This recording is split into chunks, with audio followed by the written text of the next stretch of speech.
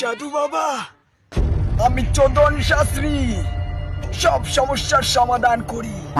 বল বর্ষ, তোর কি সমস্যা? হচ্ছে না আমার বডি, পড়ছে না আমার মাল, কাটছে দিনকাল, মারতে মারতে মুছে যাচ্ছে হাতের রেখা, তারপর এক সুন্দরী কন্যার সাথে দেখা, আর তারপর তুই হয়ে গেলি একা। জাদু বাবা, তা বডি বানানোর জন্য সবার প্রথমে তোকে এটা করতে হবে।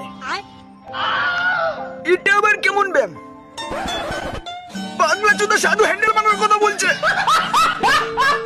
বর্ষ, তুমি কি মিয়া খলিফার বাড়ি যেতে চাও? তাহলে চোখ বন্ধ করো, আমি তোমাকে টাইম ট্রাভেল করে পাঠিয়ে দিচ্ছি।